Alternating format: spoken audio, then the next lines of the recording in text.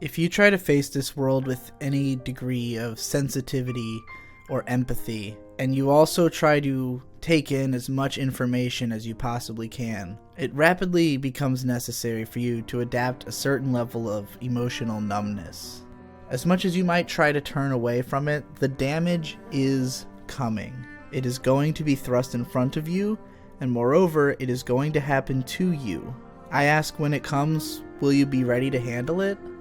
When you've closed off your heart and become numb, the world appears dim. The cynicism which allows you to survive makes it difficult for you to live. When you open your heart, you experience the transcendence of elation and the crushing defeat of loss. With enough practice, you can even manage these emotions like a sort of valve, allowing or disallowing yourself to feel, developing techniques to curb your extreme emotions or to wake you up from the despondent numbness of emotional lethargy.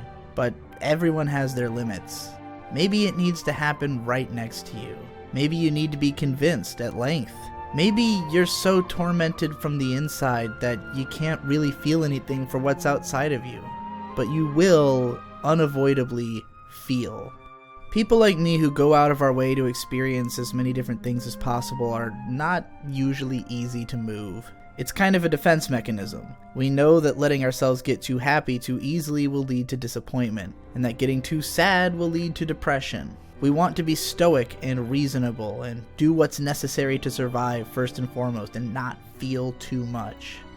But my shell's been cracked before.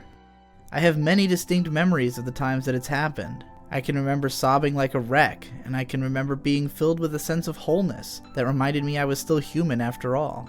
I am happy to have been afforded the opportunity to feel these things, especially in a controlled environment without consequences. I'm happy that I could be made to understand and resonate with tragedy without having to experience it, or to get to feel human connection just by watching something alone in my room. I am glad that someone found a way to reach through all those barriers surrounding me and to grab me by the core and pull me in.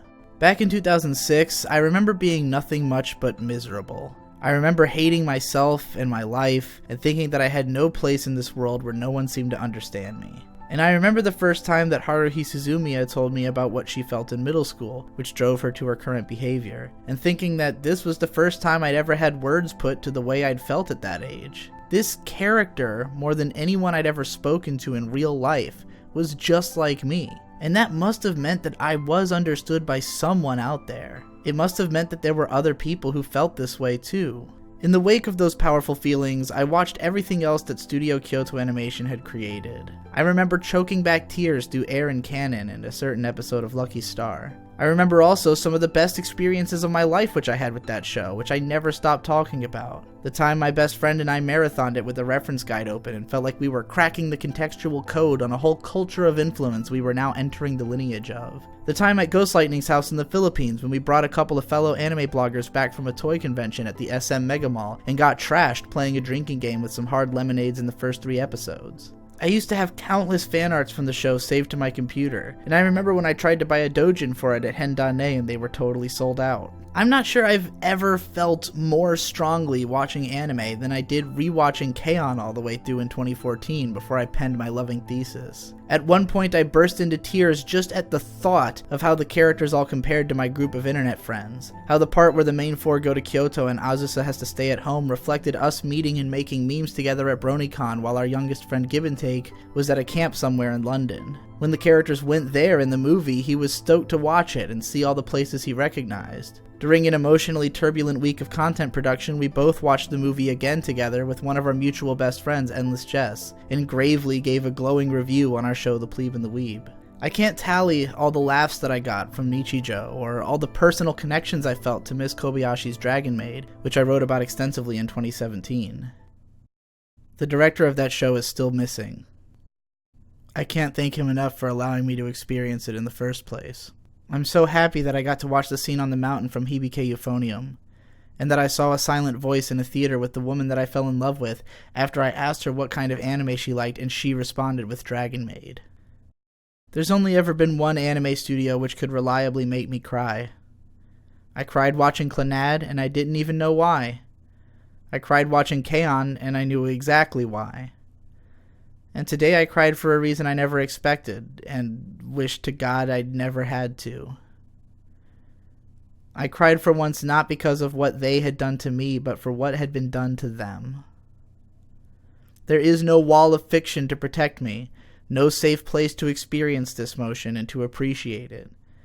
There's only an empty void of human darkness to gaze into and come again and again to the same conclusion that there's nothing that can be done.